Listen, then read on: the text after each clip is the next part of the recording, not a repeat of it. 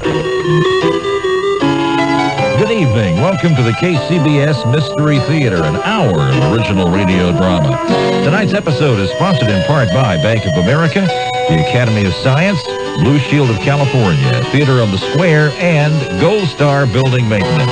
And now from the radio station that lets you use your mind, here's the CBS Mystery Theater. And now, Mystery Theater.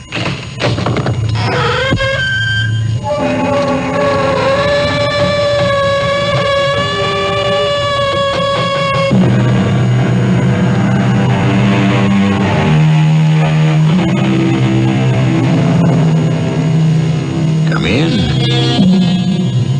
Welcome. I'm E.G. Marshall. In everyone's life, there's an individual who doesn't fit into the ordinary mold. Most of the time, he's witty, amusing, charming. But always remember, the strength of will, or whatever drives such a person to be able to climb out of the normal rut, is a hidden danger. Disturb his equilibrium, interfere with his own peculiar order of things, and who knows what sleeping giant or remorseless nemesis might be awakened. Who's there? What are you doing here? Oh, Vice, mister. No, don't. What have you got in your hands? Oh, no, you can't. Stay away from me. I'll scream.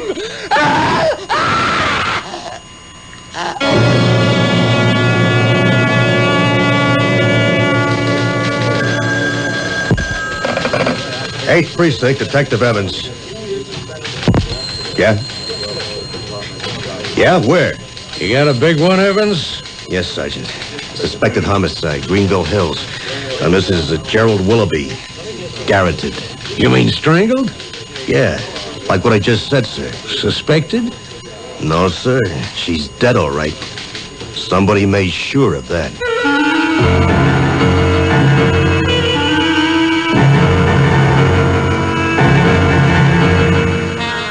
Our mystery drama, Don't Let It Choke You, was written especially for the Mystery Theater by Ian Martin and stars Robert L. Greene.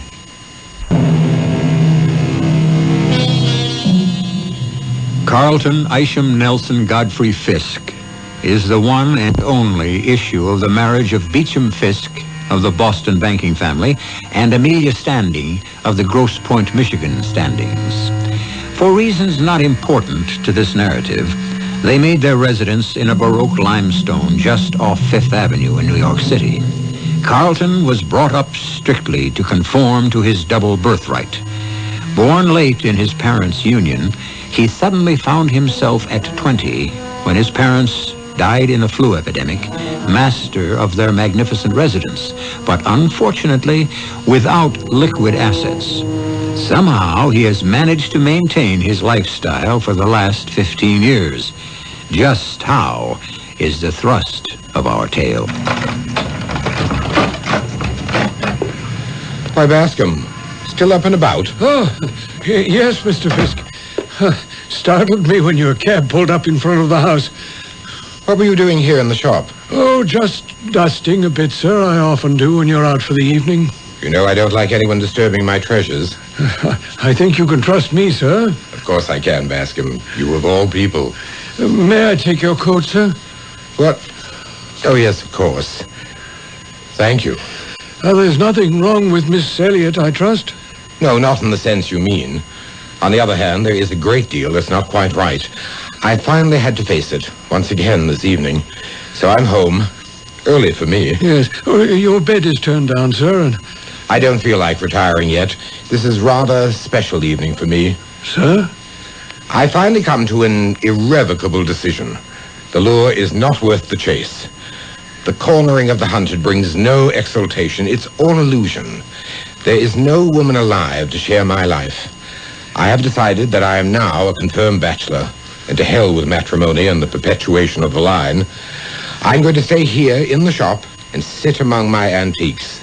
They offer beauty and permanence, and they ask nothing in return. Yes, sir. Would you like me to bring you a drink, sir? Of hemlock or the waters of Lether? But I take it Miss Elliot will not be here for dinner tomorrow? No, she won't. I'm sorry to say, Lucille suddenly revealed herself. In spite of her own riches and already unconscionable collection of jewelry, she's acquisitive, greedy, and totally unprincipled. Ah, the witching hour, as sung to us by the rosewood clock. No drink, thanks, Bascom. You can turn in. I want to be alone. Yes, Mr. Fisk. Good night, sir. Rest well. I will, for the next 2 hours. And don't let anything disturb me. Yes, sir. The rosewood clock, the key to my existence. I crossed quickly to a magnificent 17th century armoire that I have priced so high, I hope no one will ever buy it.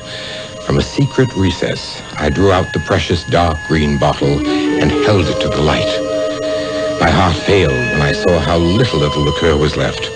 I poured a precious drop or 2 into a glass, drank, and went to sit in my Venetian armchair, facing the rosewood clock, waiting. The years rushed back once again to the very lowest point of my life after the sudden death of my parents. In this very room, I had sat in the same chair, drinking from the same bottle, watching the highly polished convex face of the rosewood clock's pendulum swing back and forth, back and forth, back and forth, until suddenly, reflected in its shining brass face, there was Wanda, smiling at me. Come to me, darling, for a little while. You're safe, and I want to talk to you. But you're dead. You're not alive anymore. Always I live on in you, Carlton.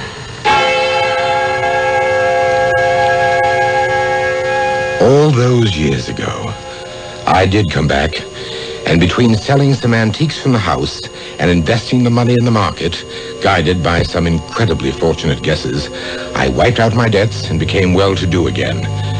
But I knew where my strength lay and where it came from, and from time to time, I would return to sip from the square green bottles and watch the clock that brought me a magic hour with Wanda.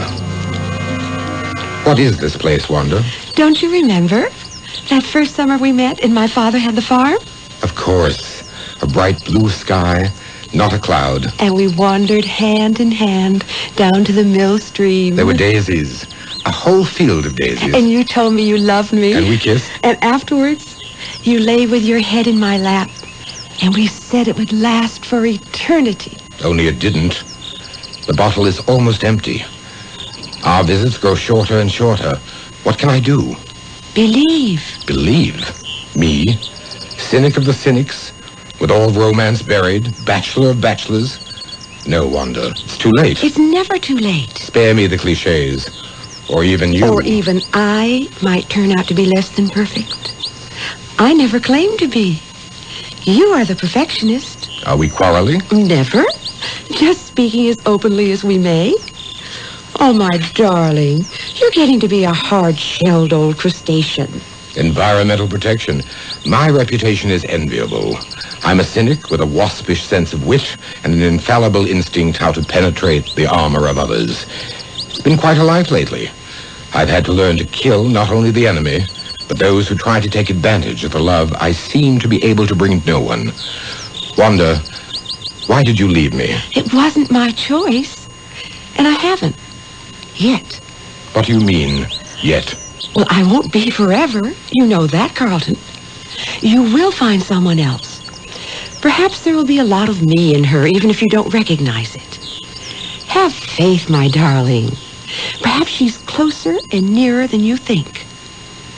You are due for a surprise beyond anything you could imagine. It's time to forget me, and time to stop killing everyone you love.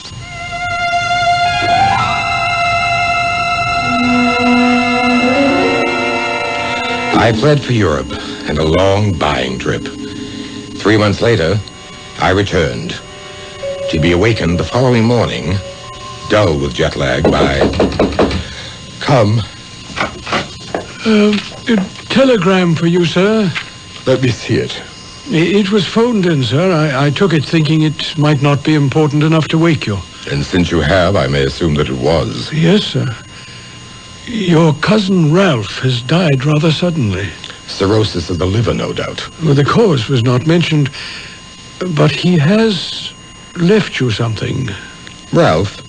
He owed everyone, including the local minister. I've always suspected the only reason he was an inveterate churchgoer was to pilfer from the offertory. Left me what? Something you apparently agreed to sometime in the past. Let me see that. Good Lord. So he did. Flat out of cash. On my way, signed Jerry. Yes. You're apparently a guardian. Of some junior citizen named Jerry. And I thought I was a free man. My mother's side. Some sort of a cousin. And now his child is my responsibility? Legally or morally, sir?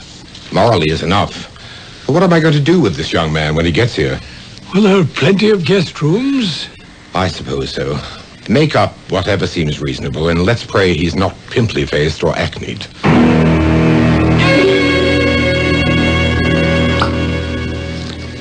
Excellent, Bascom. I wouldn't normally open it, but I'm just a little afraid of this year. Pour me a little so I may taste it. Enough, sir? Now, let's see. A naive little wine, but with its own slight urgency. Yes, sir. A sort of invitation to the dance, as one might say. Pardon, sir? Literary allusion. Alice in Wonderland. The whiting to the snail. We are having whiting tonight. Ah, yes, sir. With sauce bechamel. Excellent. Now, for the wine, the Rothschild Lafitte. Not the 69, of course. The 73 will do. A middling year, but my nephew is young enough not to be able to detect our little deception. 17, did you say, sir? Just about. Yes, sir. I know quite how you feel. There really is no room at all in this well-ordered existence of ours for some young high school boy.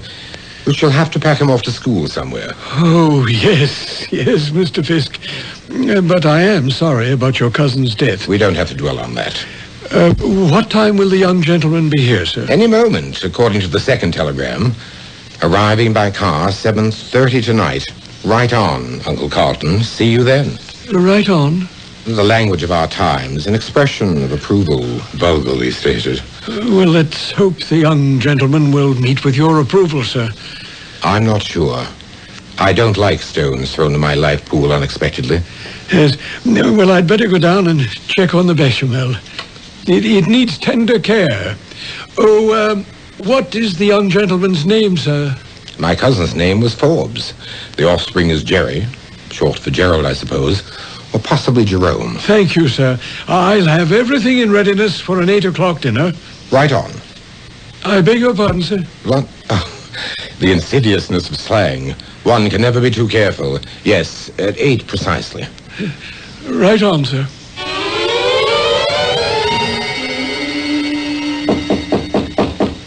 Come. Mr. Fisk, your relation has arrived.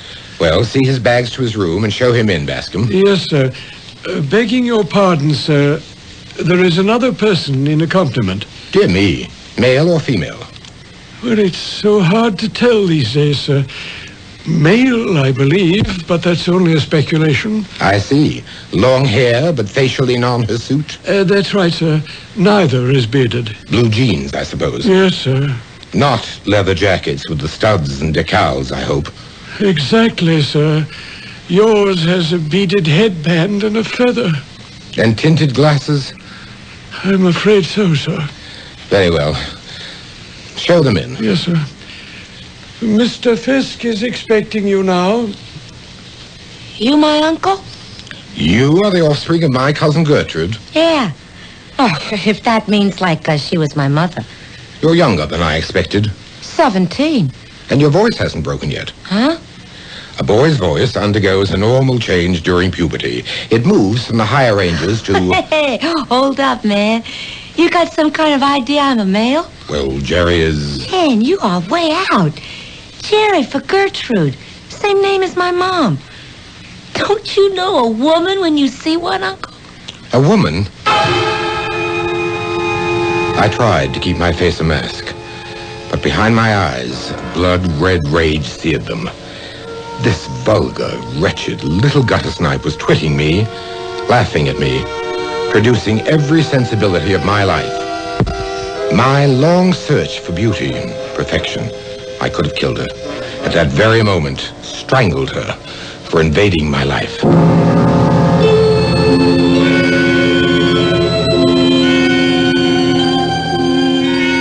The killer lies buried in all of us, and buried less deep than we imagined, until the right circumstances reveal him.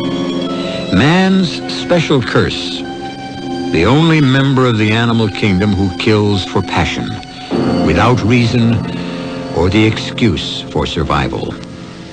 I'll return shortly with Act 2. Do you smoke? Well, then you've probably noticed how anti-smoking feelings here have been growing. And you've probably seen and heard all the anti-smoking messages on radio and TV, and the warning labels on cigarette packages.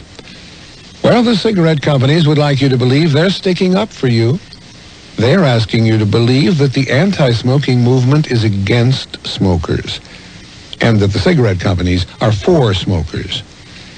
But think about that for a moment. The Surgeon General says that cigarettes kill over 350,000 Americans every year. He says that nicotine is more than a habit. It's a drug, as addictive as cocaine. So ask yourself, who's looking out for the smoker? This message is paid for by the Martin Himmel Health Foundation in cooperation with the American Heart Association. Someone told me there are dinosaurs in Golden Gate Park, but I said, no, the dinosaurs went extinct 65 million years ago. Or did they? Then they said there are dinosaurs in Golden Gate Park at the California Academy of Sciences. You know the Academy. That's where the planetarium and aquarium are, and that wonderful new hall, Wild, California. So I hopped on a bus to see if there really are dinosaurs in the park. I asked the person at the front door, are there any dinosaurs here? And he said, you might say that. So I walked down that huge hall, and what I saw was incredible. There before my eyes was Tyrannosaurus Rex. Then to my left was Ankylosaurus. And when I spun around, Triceratops was there. And you could be there too, in the midst of 11 nearly life-sized automated dinosaurs.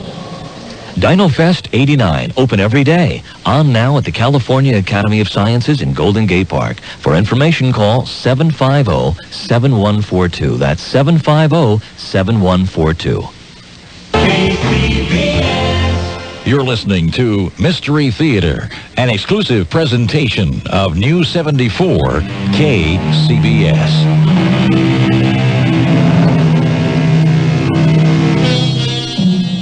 A strange confrontation. Two young people of today and a hidebound Bostonian. A man who had intellectually decided to turn his back on woman as a companion and to become a bachelor recluse. And now he faces the fact that the ward he has committed himself to be legal guardian of is a female.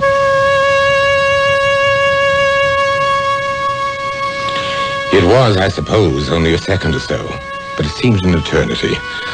All my years of searching for a woman to share my life, a woman such as I had lost, and now to find that this slovenly child with the long, tangled hair and dirty fingernails, the skin-tight jeans, the cheap beads, and the ludicrous hussar boots, and the face marred by the corpse-colored lipstick and the blue eyeshadow. For the first time in my life, I was speechless. You want to check me out, Uncle? Ask Cokie here.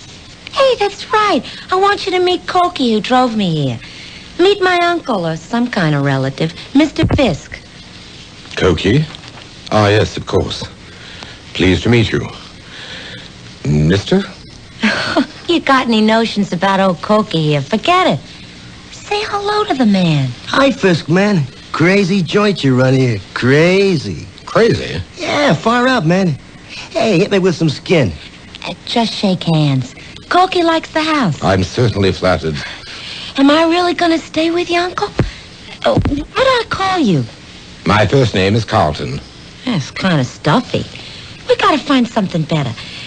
Hey, if I'm staying, can we find a pad for Cokie here? See, he's out of gas, and we have no bread, and anyway, he always went for the Big Apple. The Big Apple? New York. Where it's at. Kind of excited myself. Oh, man, this place is way out. Those rooms downstairs. Ones I took a peek in when you were cooling our heels. Cokie, you dig that crazy stuff, huh? Yeah, real cool. Looked like a cross between my Aunt Emma's barn and the old clubhouse down by the garbage dump.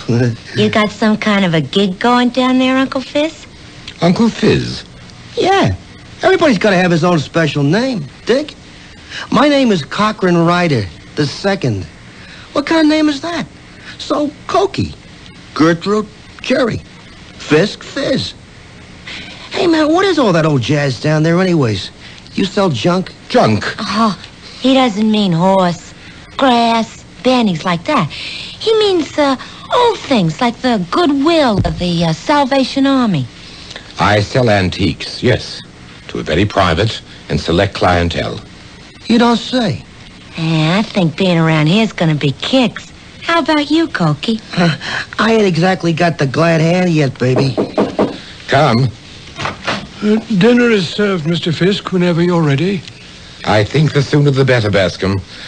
Oh, and you'd better set an extra place. Yes, sir. Mr. Ryder will be joining us.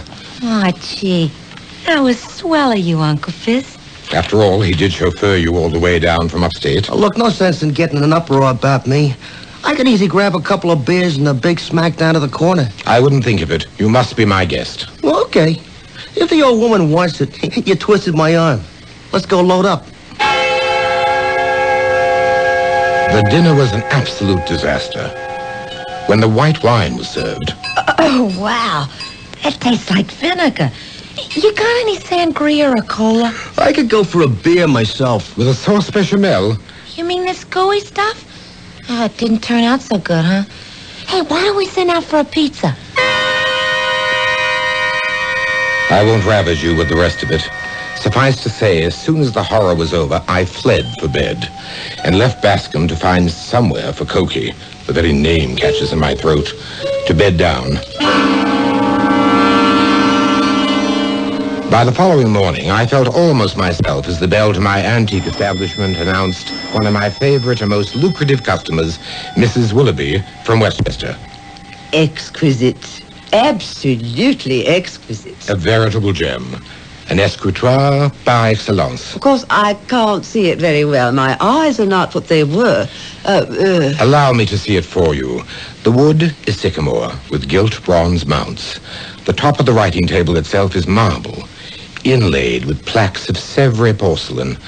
Undoubtedly Louis XIV. Louis the 14th? The sun god himself. How much? For a treasure like this? I want it. They're like my children. I hate to part with them. If I told you what this has actually been appraised by my peers, but then you are an old and valued customer. I must make what accommodation I can. Shall we say $10,000? That's a lot of money. But then it is one of a kind. Excuse me. Yes, Bascom. The mail, sir, it just arrived. Put it over there, please. Certainly, sir. I'll take the desk. As soon as possible. Any accommodation you desire. Well, I will be in Saratoga for a few days. You make the time. Say next Thursday. It will be cash as usual. You know my quirks. I don't trust banks. $10,000. Oh, are these your new delivery boys? Why? I'm Uncle Fizz's newest antique. I'm his ward, Jerry. This here's my old man, Cokie. Pleased to make your acquaintance. Well, I can't say the same. Mr. Fisk, I've never questioned your taste before. But really, riff-raff like this, it's enough to shake my judgment in you and others of your customers, too. Good morning. Did I say something wrong? Bascom. Yes, sir. Go after Mrs. Willoughby and make sure she gets in her car all right. Yes, sir. Did you say something wrong? Did you say... It isn't just what you say, my dear. It's what you are. You are wrong. That's the problem. You simply do not fit You've got to go. Oh, no, man, let's not get to throwing our weight around. Hey, lay out, Corky. Who asked you in? I'll handle this myself. Okay, that's the way you want it. You got it. Now, Uncle Fizz, let's you and me get it on the table. There's a court order you gotta take care of me till I'm of age. I'm buying that for the next year because I go for some of what's here. You mean you're waking up to the fact that it's time for the leopard to change her spots? Oh, not me. Maybe you. I ain't changing my lifestyle till I'm good and ready, if ever. But you sure could use a few changes in yours. So I'm sticking, just as long as I can. I stared in dismay at this defiant child. My only thought was to rid myself of her, at least for the moment. I sent her away. I had to be alone. I closed my door after hanging out my sign, tastefully rendered in intaglio on a plaque of cherry wood. The legend read, Mr. Fisk regrets that pressing affairs require his absence for the next 2 hours. Then I sat down, the dark green bottle in hand, waiting for the rosewood clock to strike the hour.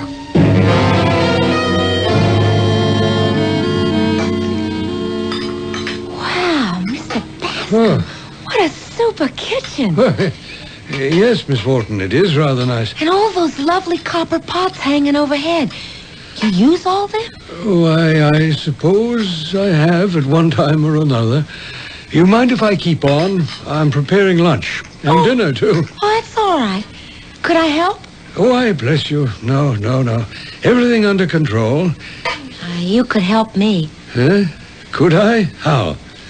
Well, I like it here. And I like Uncle Fizz. I like my uncle. Why doesn't he like me? Excuse me, miss. I've got to chop these onions. It's just that, well, you see, he's sort of off women, as you might say. I don't dig you. I mean, I don't understand. He's pretty damn attractive and sexy. So why? Well, quite a long time ago, when we were in the army together, he was going to be married to a girl, and she was killed in a car crash before he ever got back from overseas. How long ago? Oh, Lord, pretty near 15 years. And he hasn't liked women since then? No, not him. He's the most eligible bachelor in New York. Why, Bascom, you're crying. Not me, ma'am. Just the onions. You too. No. It isn't the onions with me. I'm sad for anyone who's haunted by ghosts. I got my own closet full.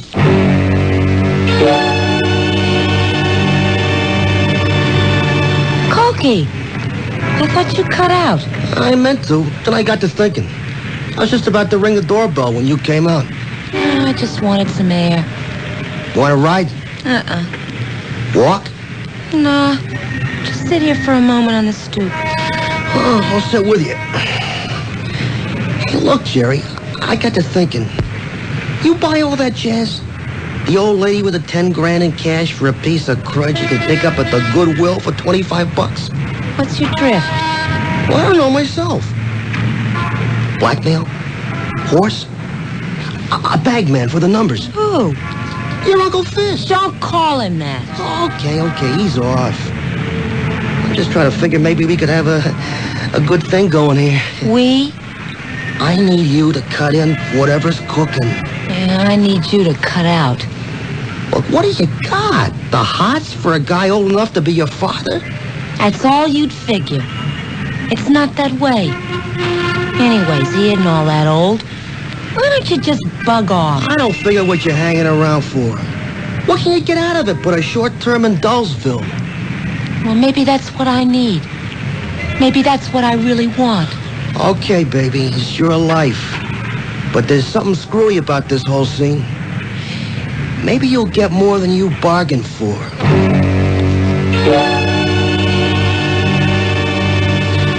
Anything new in the old Willoughby dame, Evans? Nothing much to go on, Sergeant. Except for one thing. Yeah, what? You remember I made a point she wasn't strangled? She was like, garroted? Yeah, with some kind of wire. Yeah, right. Something rang a bell, and I checked around. First thing I dig up is an open file on the 20th. A few months ago, a woman named Lillian Elliott was found dead in the same way. Yeah? Turned out to be a fancy hooker. No leads. Just on a hunch, I had Central Files punch up the computer. And I turned up 2 more in the last 10 years taken out the same way. Yeah? Anything else to tie them together? Nope. First was an Ellen Parkins, American. But it happened in Paris.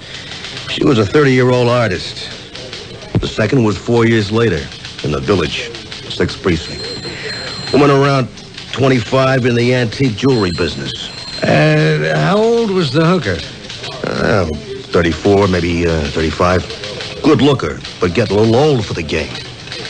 And an 80-year-old society biddy worth millions who kept it all in cash in safety deposit boxes in her apartment, pinned to the drapes, and folded up between old newspapers in the basement. Is she the only one robbed? Yeah, as far as we know. Yeah, well, there's not much of a pattern there. Where do we go from here? I keep digging.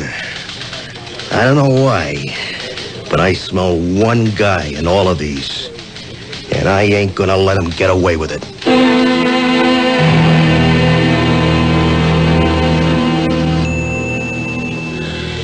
It was a long wait. The pendulum swings in its gentle arc. I can feel her presence coming closer, closer. Feel myself floating back into that special world of peace and beauty. Her back is turned to me as I call, and she turns. But it is no longer Wanda's face I see. It's the face of the slovenly, mocking little witch I have taken into my house. Bad enough she invades my waking life. I will not let her spoil what few dreams I have left. Old instincts explode, and I reach towards her, ready to strangle her for daring to try to take Wanda's place.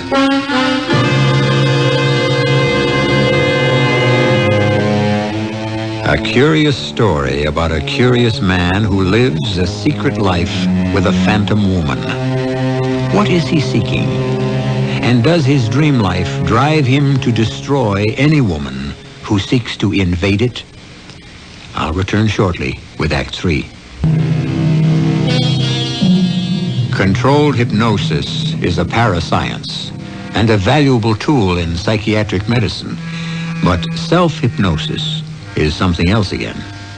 For the limiting factor of hypnosis ordinarily is that the subject will not do anything ordered by the control which is against his own desires. But where there is no control, except the subject himself, perhaps we're about to find the answer. No! What are you doing? Carl! I won't let you take Wanda away from me. No one can take my... Carl! It's me! Wanda! Let me go! Wanda? I thought... You thought I was your ward. Jerry. Yes. Why would you think that? I thought I saw someone else's face instead of yours. Perhaps you did. What do you mean? It's lasted far too long, Carlton. Far too long. It's time for me to go. No. Yes, my dear. But I love you. And I love you. But all things come to an end. It's finished, my darling. Finished. Better it's finished for me than for the others. For the others.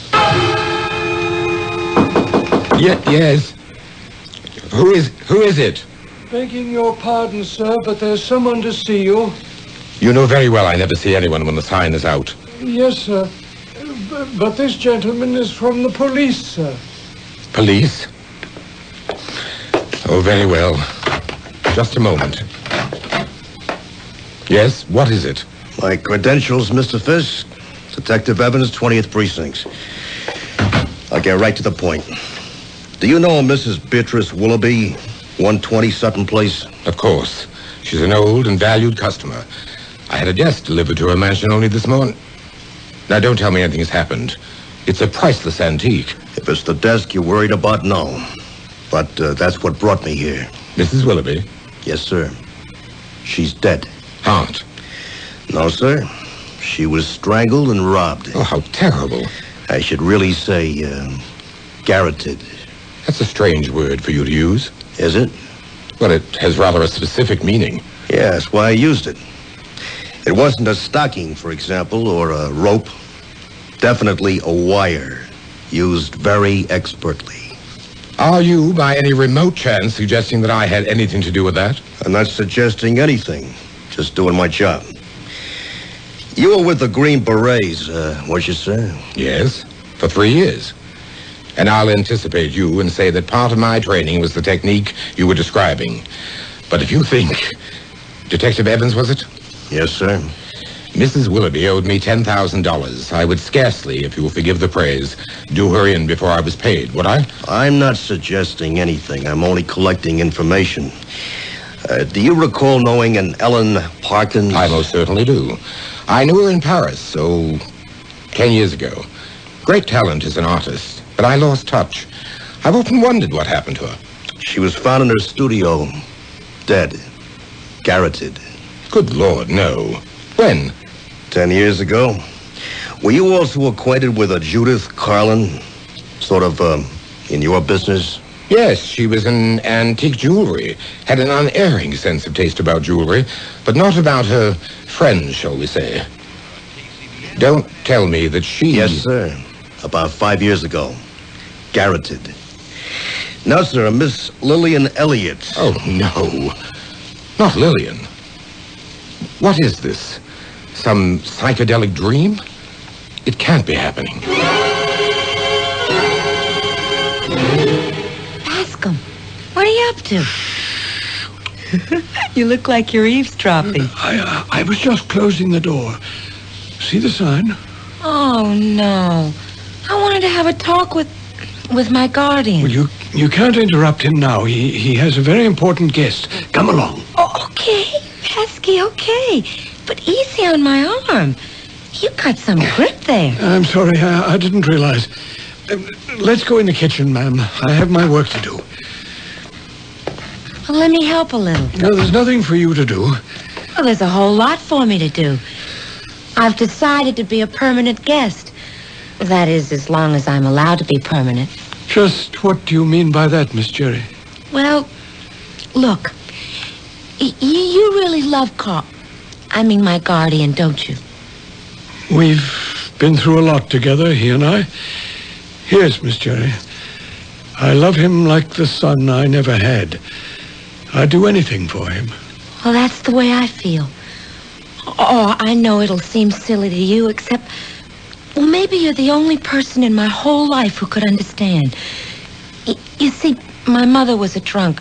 My father was a deadbeat. So I had to develop a shell hard enough so I didn't curl up and die. But I don't need that anymore. I love him. And not like an uncle. Like a woman. But you're only 7. Age is relative. If I'd let my parents shape my life, I'd be 117 going on 18. Age doesn't mean anything anymore. Oh, Juliet was 16.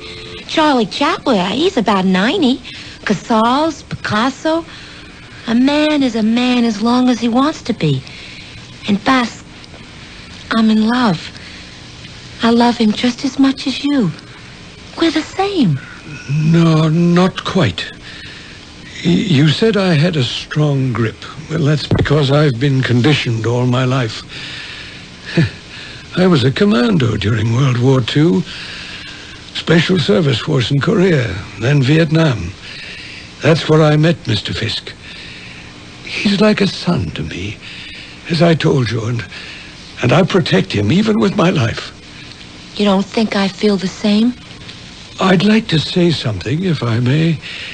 Perhaps it would be safer for us all if you get out of the Master's life right away. For a long time after the police officer left, I lay sunk in my chair, my mind a kaleidoscope of the past. He had forced nothing. I had admitted nothing. But he had shaken me. I went to the armoire and unlocked it. There was the leaden green bottle with its final few magic drops to seek Wanda again. Then I opened another compartment. Within it were the tools of death I had never been able to throw away. The most prominent and of focal interest for the moment was the wire garrote with its handholds that, to the best of my belief, had been shut away since my last patrol. Holding it, my hands were shaking and my stomach was ice. Had I? Was it possible, under self-hypnosis, that I had used it against the women who proved less than perfect? I might have believed that, except for poor dear Mrs. Willoughby. I had a sudden urge for air, to breathe, to walk, to think outdoors. Carelessly, I thrust things away, pushed the armoire door shut without locking it, and left.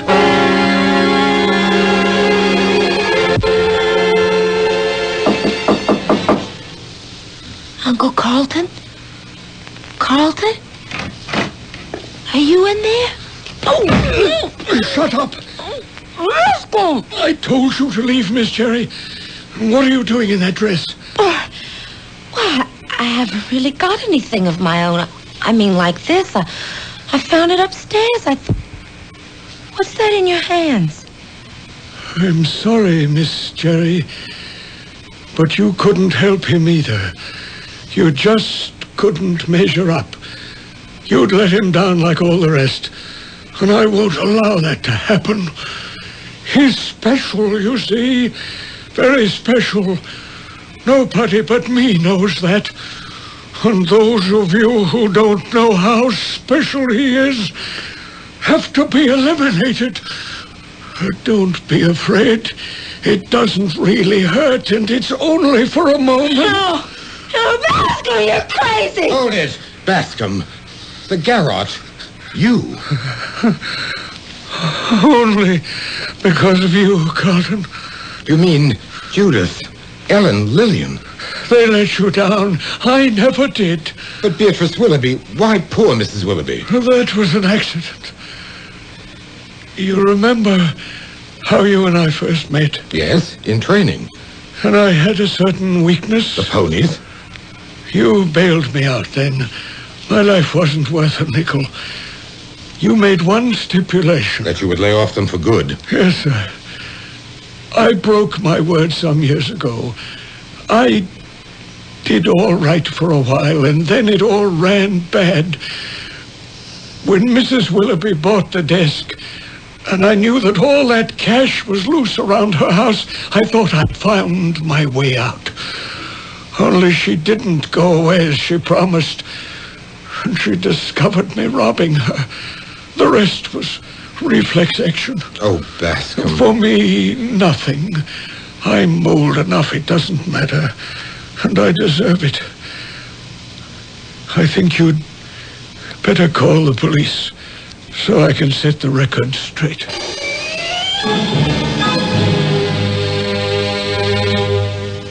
Fizz, Yes, Gertrude. are we doing the right thing? I can't answer that. Once I wanted to be Pygmalion to your Galatea. I wanted to mold and change you. Oh, that's okay with me. Except that it backfired. You changed me. You took 10 years off my age, which still makes me 35, but that makes me young enough. Well, considering I was the oldest 17-year-old you ever knew. From ward to wife. It's quite a jump. Well, if you don't risk the big ones, you don't end up a winner. A strange twist, but a nice one. Two lost souls found each other, and a life that could have been denied them so easily. And Bascom, for whom there are no excuses, died while awaiting trial from a sudden massive heart attack. The best and kindest thing he could do for both Carlton and Jerry. Their backgrounds alone were enough to make a human relationship a problem without the complication of Bascom's misguided help. I'll be back shortly. If you have not yet prepared your will, please listen carefully. Without a will, the laws of the state and not you will determine who receives your property and in what amounts, who manages the affairs of your estate, Your choice as guardian of your minor children may never be known. Your loved ones could face unnecessary legal costs and needless court delays. Now, for only $12.95, you can make your own will quickly and safely with the American Will Kit. You'll receive simple fill-in-the-blank will forms with easy-to-follow directions. The forms were prepared by lawyers to be valid in all 50 states. Order now, and you'll also receive free of charge our easy-reading personal protection guide, giving you important tips and special information that can save you money. Now is the time to take advantage of this special mail order opportunity. To order, call toll-free 1-800-542-1212. Only $12.95 plus shipping. That's 1-800-542-1212. Money back if not satisfied. Call now, 1-800-542-1212. Only one long-distance company offers so many ways to save 24 hours a day. With calling plans that can save you money across the state, across the country, and across the ocean. Only one company, AT&T. Our reach-out plans fit the way you call with all the service and quality of AT&T. No one even comes close. Call 1-800-REACH-OUT now. AT&T, the right choice. Savings potential depends upon subscriber calling patterns.